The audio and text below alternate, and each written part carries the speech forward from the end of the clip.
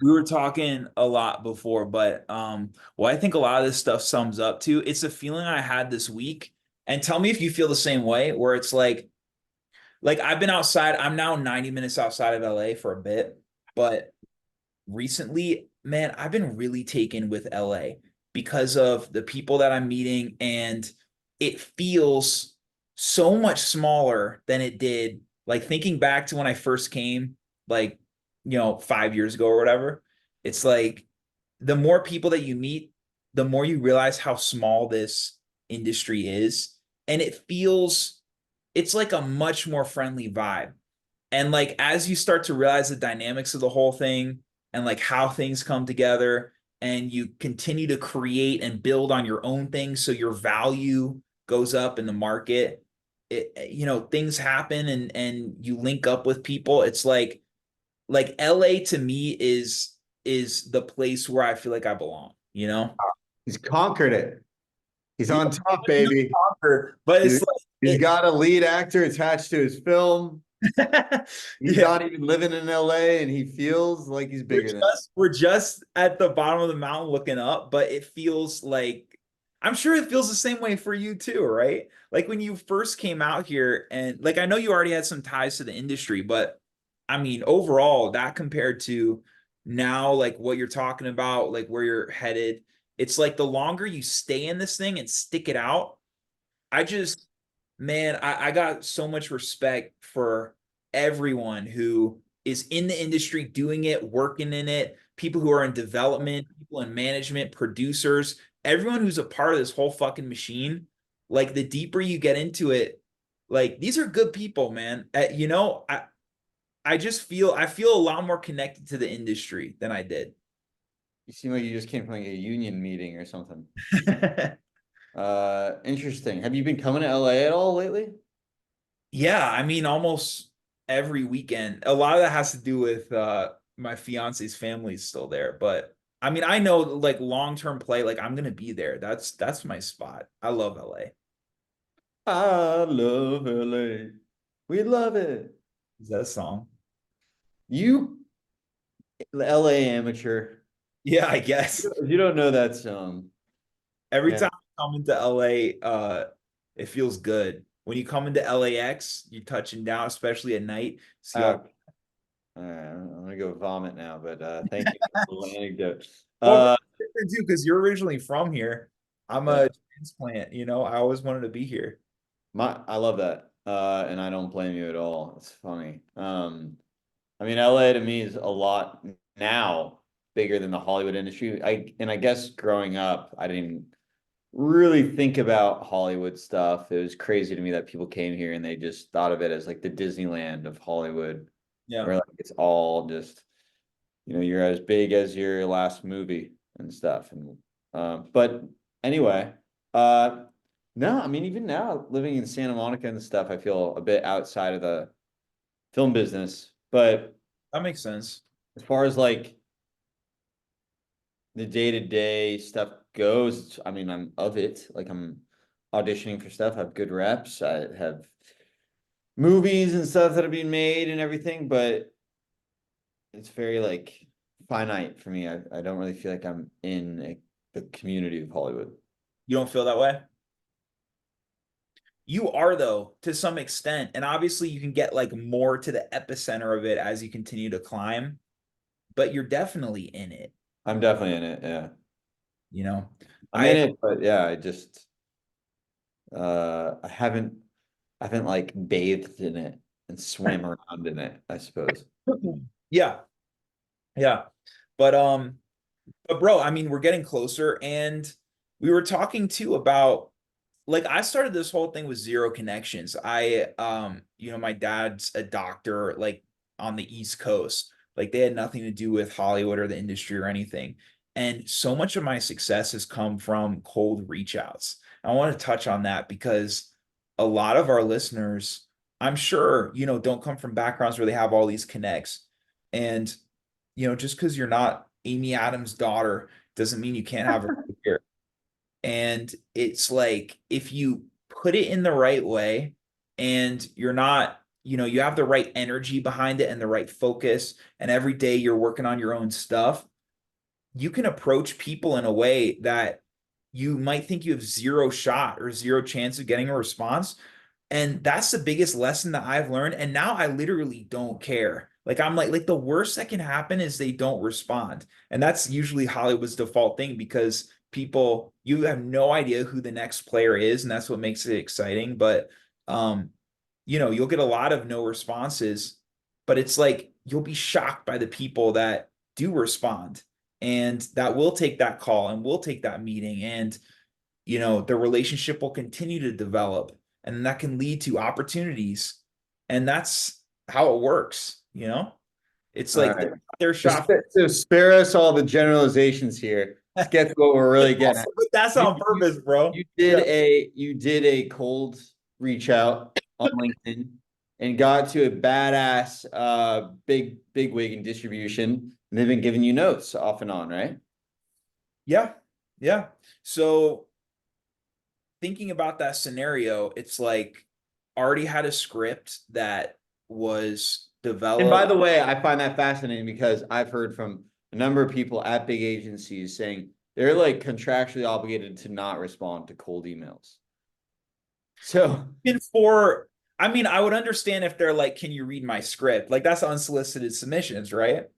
But not as just that. far are you saying even for like informational or like You made it general? sound like they just can't respond to cold emails.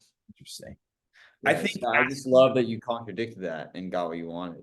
yeah, well, I genuinely did want advice, and I want to fill in, ever since I came here, I want to fill in all like the gaps of missing information because I want to produce. I love producing. I love packaging. Like that whole process is so much fun.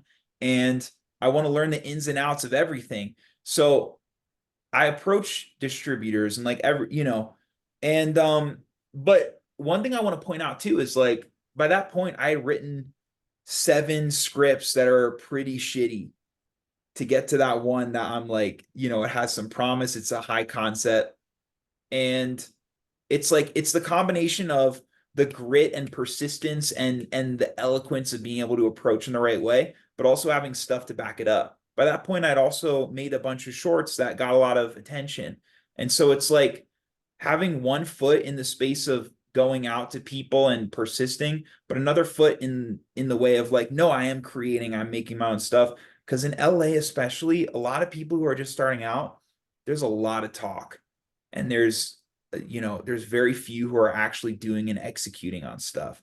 Your advice should be to just put it out there, nonetheless. Like, Yeah, put it out there, put your work out there, put requests out there, try to meet people, because I'm sure you know a lot of people that say they want to do the thing or like they're trying to do an audition or whatever, and a lot of it is just hot air.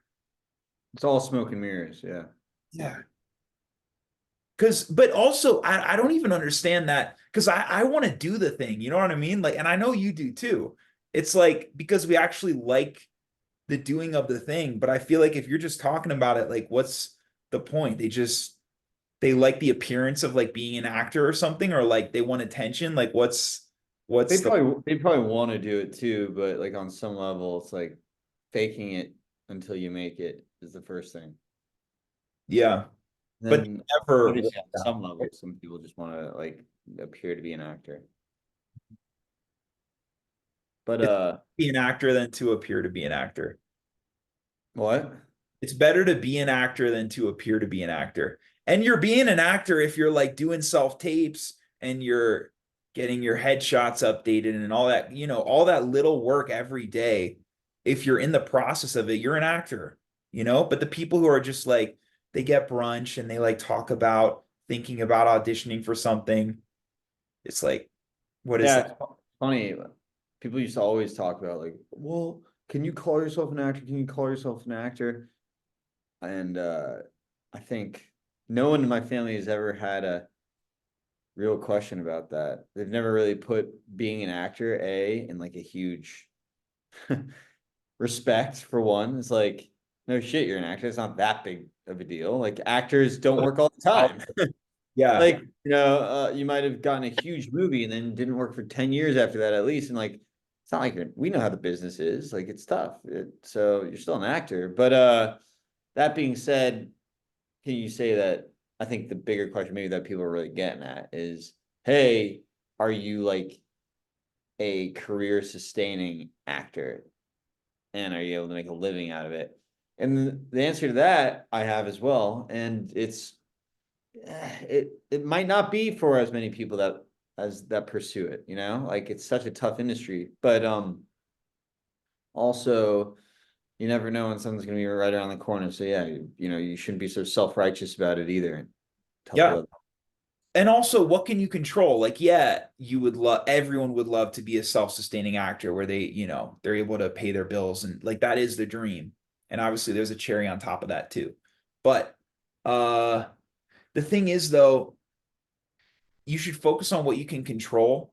Yeah. And I hate when people say they're like an aspiring actor or like an aspiring filmmaker. No, if you're doing stuff that's leading to that career, you're a filmmaker. And ever since I started calling myself a producer, putting that on my Instagram, like I am a producer.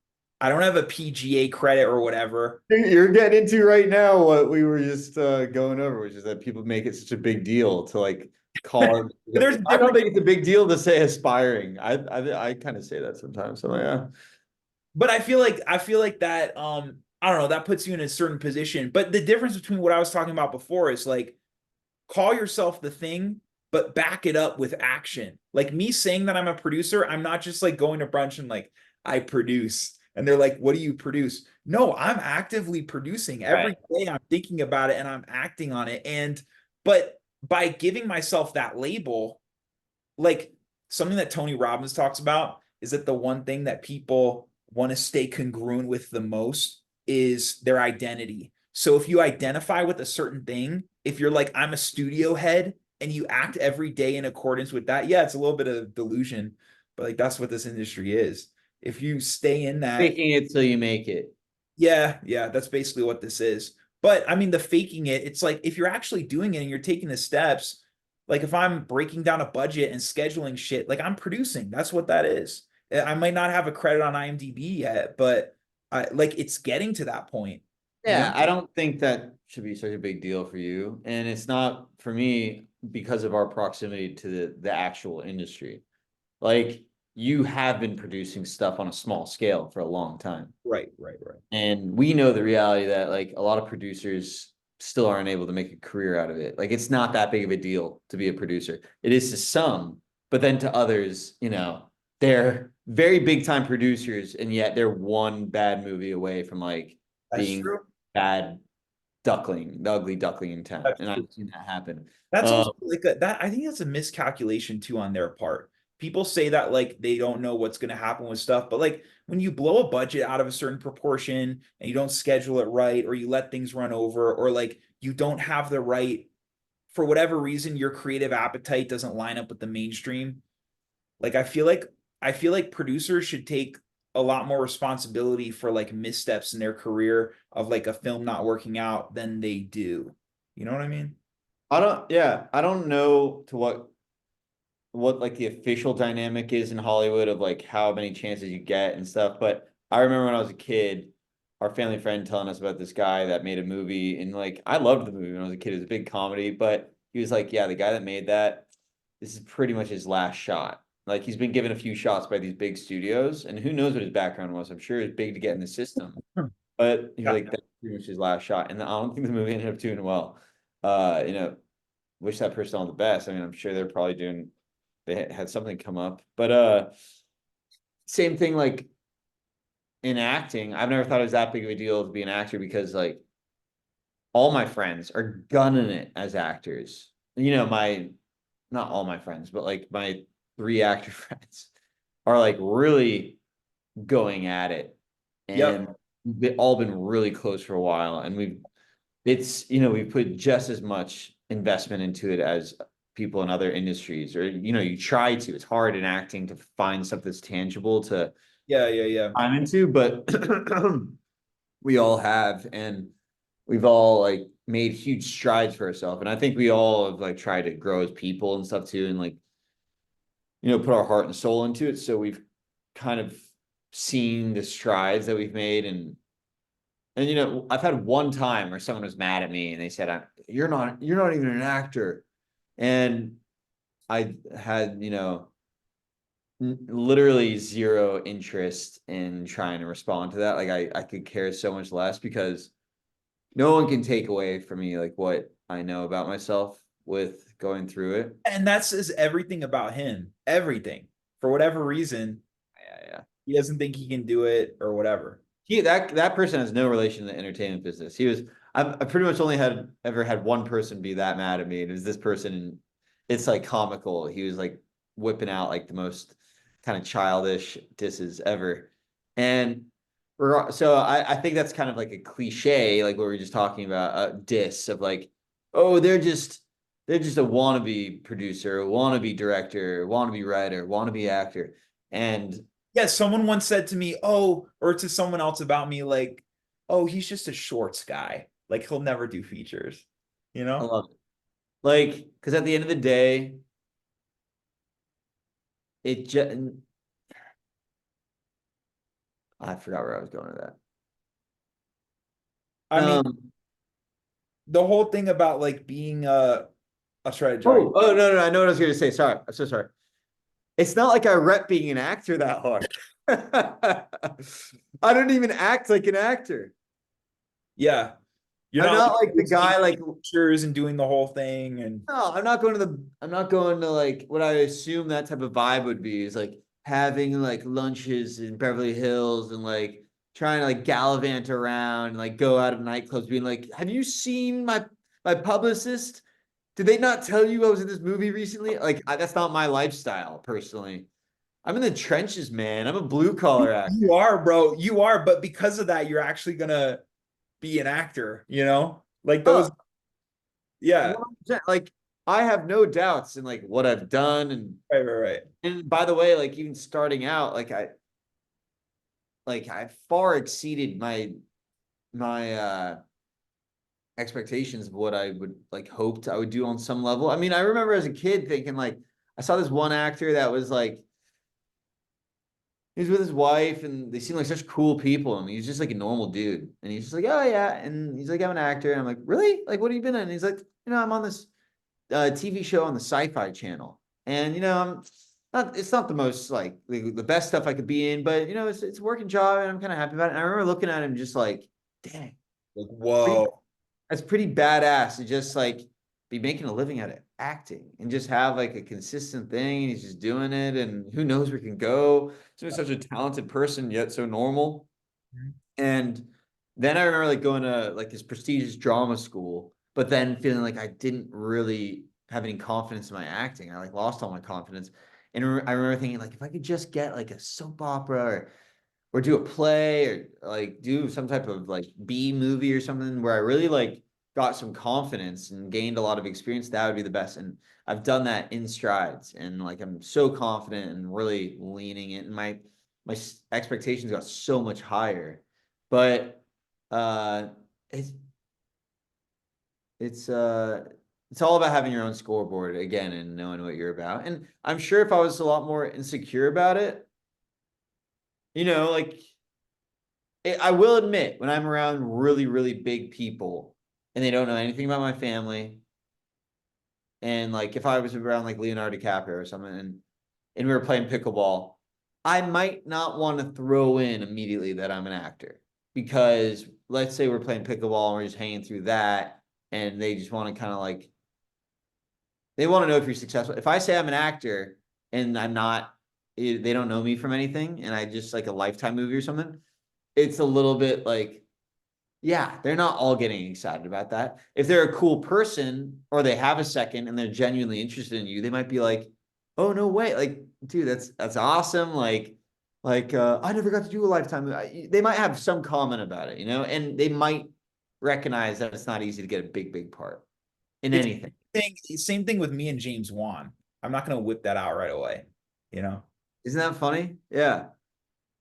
So anyway, I recognize where that sort of insecurity might come from. A lot of people are a lot more insecure about that around anyone to say that they're an actor. And I bet as you get older, if I was 50 and hadn't Yeah, these in place and my yeah. friends had big careers in other industries and I hadn't accomplished anything, and maybe, if things weren't going well for me in my personal life, I might be like, I don't know, I don't really have anything to show for it. But that shouldn't dismiss the reality. If you have like a very clear head, you know, yeah, it is what it is. Like you've acted professionally. It's not that big of a deal. And it is the most blue collar thing in the world. People who think of, you know, no, the majority of the country sees Hollywood and whatever, and they have a vision of it or a picture of what it Glamour, yeah.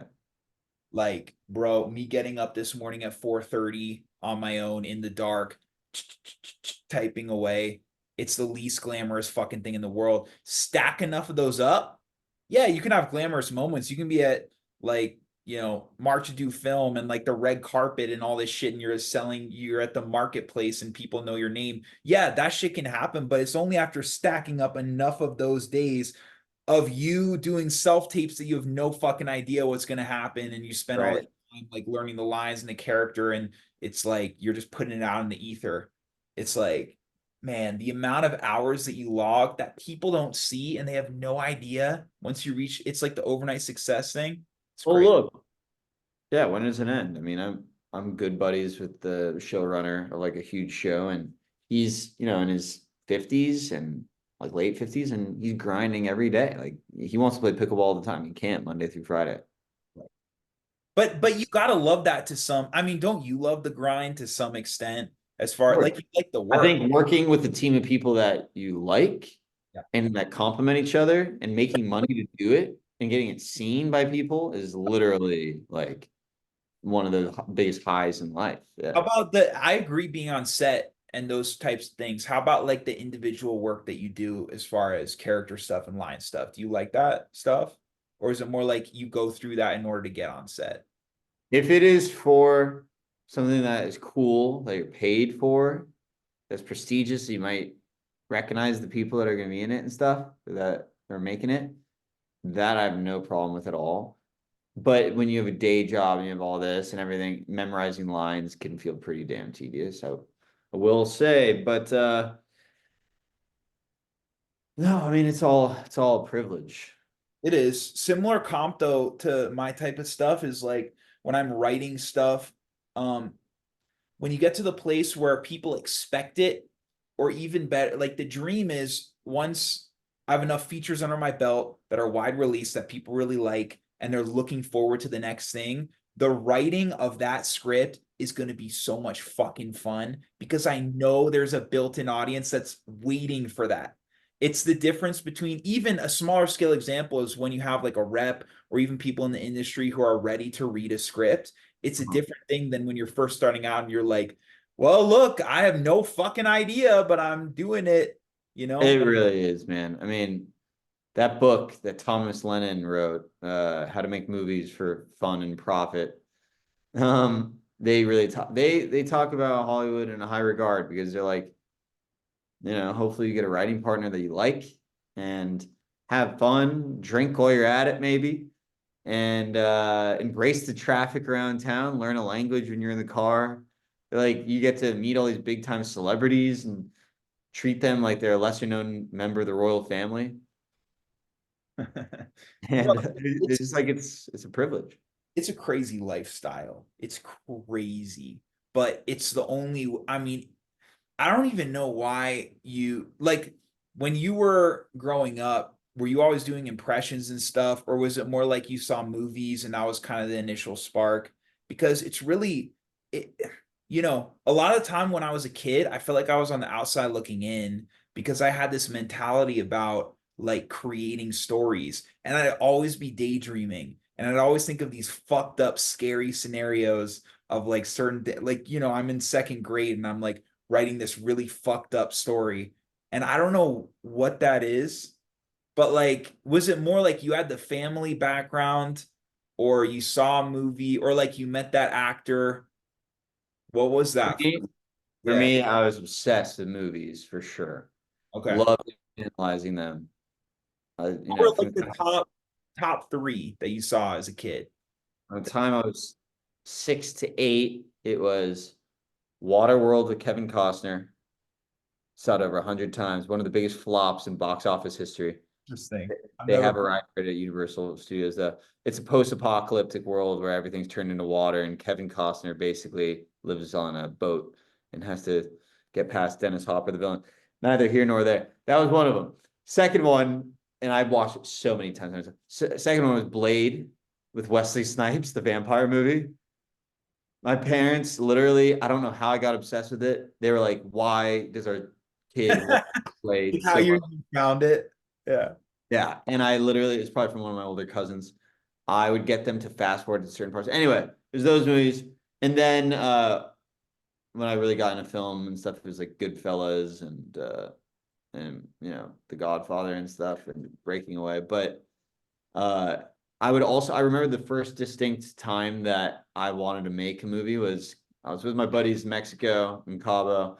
We had a camera, and someone wanted to like mess around and do like a cowboy documentary type thing in the desert. And I remember thinking like, this looks so sick. And I'd already been doing modeling stuff, which is the most boring thing ever, like uninspired shoots ever. And like, I just couldn't figure out how to flex my muscle into it. Couldn't figure out how to even get the jobs because I was like, what do you, how are you supposed to be better? But like with filmmaking, what we did was we were in the middle of nowhere and we were able to fake it to look like it was a story, like a cowboy thing. And I was like, oh my gosh, you could do this for anything. And I started getting into the camera angles to, stuff they teach you in film school, but just naturally learning it. Like this makes someone seem more powerful if you shoot them from low to high. This makes, the landscape stronger. This is the style. And then I started equating it to different movies I saw that I was inspired by and stuff.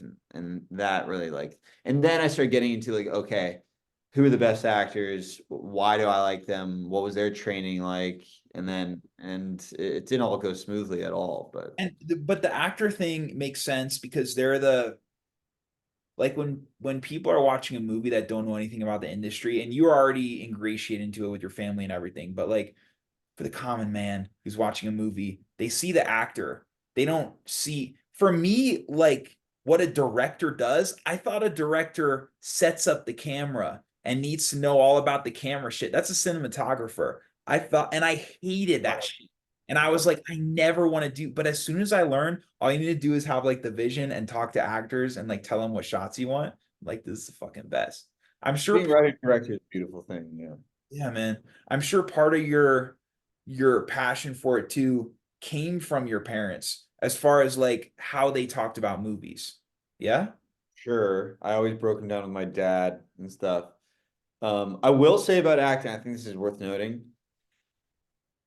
I didn't ever really demonstrate like acting prowess. I don't think I was always, I mean, I kind of have always had a big personality probably around certain people, but I wasn't like acting out movies necessarily. It was more, I was always like, that seems like it'd be awesome to do. If I could like be an actor in fucking Schindler's List as like, Ray Fiennes, the villain, and or like I don't know, one of my favorite movies is Breaking Away about these local guys at the University of Indiana Bloomington and how they kind of have a beef with the college kids, like the yuppie college kids. And I remember, and it was like Dennis Quaid's first big movie. And I saw that and just the ambiance of the movie and just the atmosphere, and it was so detailed and beautiful and lifelike and evokes so much as an audience. I was just like, what would it be like to make that freaking movie? I'd love to be the person participating in it. I don't really know how to do it, how to take a script and bring it to life, Yeah. but imagine it'd be pretty cool. Because honestly, even though my family was in Hollywood, I never really got to go to cool sets or anything at all. Yeah. Um, in fact, I went one time to Eileen's soap opera, and I remember watching them act, and I was like, I don't know how they're doing that. I don't know how they're like making it seem so real, and it seems like there's no script. And so I'm just like, I don't, wow, it's like doing this type thing. Yeah. So when I finally learned just through experience by like bringing scripts to life like second nature and reversing the order in that good acting class. Uh, it was beautiful. Acting is like kind of better than anything, it turns out to me. Like the feeling that you get as an audience member watching the movie and reading a book and getting into the mind of what's going on for them, or if you're telling someone about the movie and telling them about the moments like, oh my gosh, this person screwed over this other person, but really it wasn't as bad as they thought it was because, they were just trying to help them because of this, and this. And then you get into the moment by describing it. Acting is just like you're in that moment, literally. And you, as the actor, have to just figure out how to make it feel like what's written or what's described or whatever the circumstance is. That was the best advice someone gave to me as an actor. They said it's literally like you telling the story to someone else, and you don't just describe it beginning, middle, and end. You describe the thoughts and the context and what's really going on. You don't just say this person screwed this person over. You end up being like, but it didn't really matter because he was actually trying to help the person. That's called subtext. Mhm. And then you describe the backstory to it, right? All Yeah. that stuff has to be in the mind of the actor portraying it. Ideally, Mhm. Mhm. or you have to have a knowledge of that. That's what. Yeah, And that connector point with the audience too emotionally is why I love it too. Of like, but the difference is with the filmmaking side of it is it's like all of those puzzle pieces have to come together perfectly for those moments. You have the perfect shot, the actors on par, you're talking to them, you're getting them to that place, but they're also bringing their own stuff. You get the set right sound in, you get the right, it's like all of that shit together, the perfect symphony. It's so fucking hard to do, but when you yeah. It's like do it, an orchestrator, yeah, yeah. But at the same time, conductor. yeah, man. At the same time, though, I work on the subconscious level a lot as far as like most of an audience isn't going to be like, oh, wow, the way that shot was like, I got all this suspense and feel. They You're not just, supposed to notice all the filmmaking variables. you're not. But the differences with the actor is like they're focused on the actor, you know? Like there might be cutaways or whatever where you see an object but they're living through the experience of the character. And so Yeah, ideal. that's more of like a direct connection, or it's more of like a conscious connection, as opposed to my stuff is all about like let me kind of manipulate the audience's Let me emotion. tell this story. Let me tell this story how it's intended to be told. Yeah. I think, and they hired you because of that up front generally, but and then that might change. But yeah, as the actor, it's to me like my North Star is how can I literally bring to life this vision in the best possible way. So if Mhm. I'm playing a couch on that day, well, what would it feel like to be that couch? And that's got to come across just as was in the script or as was described to me by a person or Yeah. whatever. And that's the thing. It's got to come across. I bring up this example Got all to the play. Yeah, it's not always if the actor feels it that's necessarily. it. That's the intent. That's what I go for is to feel it. But even if you don't, even the ones that you feel it, they might not even play the best. They might not even. Sure. And a lot of that you can't control too, because it also comes down to editing and like all, you know what I mean? There's a lot of stuff. Can't control the finished You product like unless the you're editing. film we did, there were certain edits that you didn't expect, right? But it's like, yeah, I think that is the biggest job of the actor where things will bubble up in like a natural way if you are living moment to moment with those things. But if you're too like self-involved and too, I bring up this example all the time of that acting class where the guy was just fucking and it was uncomfortable to watch. He was like living through Trying an just to exude like this acting exercise of how much he can be in touch with feelings. Yeah. yeah, bro. And it was like no one wanted to see that shit. And when he was done, he almost like made a pose, like he fucking killed that shit. And we were all just like, it was like the most uncomfortable like therapy session. And it didn't communicate the story. He was completely disconnected from the scene. You couldn't understand what he was saying because he had this like fake crying, like sobbing thing going on, Yeah. you No, know? dude, remember I come back to like I think Hugh Grant is as good as it gets basically in everything. And it's pretty simple. He tries to write down the thoughts of what the act or what the character point of view of the character. So like when you're going through the story, going through the script, what would the character be thinking about everything?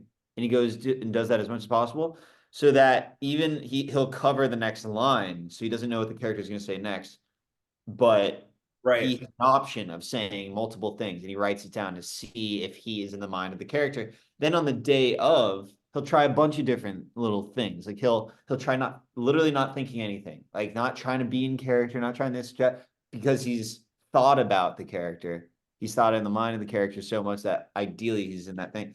I mean, another good tool my dad told me, and it's one of the best things I think before scene, before action, is don't know what you're going to say next.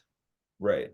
After like the whole thing is inside you and you've sat with it a lot and you've obviously memorized your lines and stuff, don't know what you're going to say next. And then what I know we do in real life is we're not literally just sitting there doing nothing when we're not talking. We're not, and then when we're talking, we're not just riddling off a monologue for the sake of riddling off a monologue. We're always engaging with the other person, and Yep. not necessarily just the other person. We're engaging with the room around us. Yep. What was I doing before this? What am I going to do after this? Yeah. The moment before, moment after. The context of what that person is going through. I try to get into that a bit, and then at the end of the day, just do your best impression of trying to be like a living, breathing human being, and hopefully all the prep work you've done is going to come through, and then try to be directable. And I think those are all great things, right? 100%. I love hearing that process that Hugh Grant has. I think that's really smart. And also, bro, like I love he's so funny. He's like, I'm in the freak stage now of my career, like playing the Oompa Loompa, you Yeah, yeah, yeah. know, Zach, like all this shit. He's so funny. And that's just such a good example, man, of like the longevity of an actor and constantly reinventing yourself. One Yeah. of the examples is what's his face? Hairspray. You know, Edna Turnblad. John Travolta. Travolta, yeah. Just that's I'm Travolta from Saturday Night Fever. I've never seen that one, but yeah. Bro, I think yeah, any way you can get that longevity. I want to touch back real quick though, because we're almost closing out of something you said of like you have two movies and you're done. Yes, that is true to an extent, but taking more of an abundant stance on it, you look at a guy like Lee Winnell and James Wan. They made the Saw movie extremely successful. Then they made Dead Silence with that puppet. Huge mistake. Like the script wasn't But if right. they already had a huge hit, you get more leash when you have a huge hit. I mean, yeah, but it was the approach that they then took with Insidious. They worked with such a smaller budget.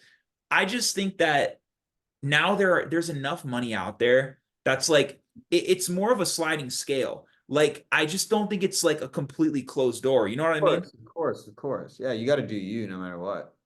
Yeah. But bro, this week, what are you working on? Or what are you watching? What's going on? Oh man, we're gonna try to get that big guest that we're in talks with. Yeah, stoked about that. I've been watching my buddy Bill Lawrence's show Shrinking. It's fun times. It's a cutesy show.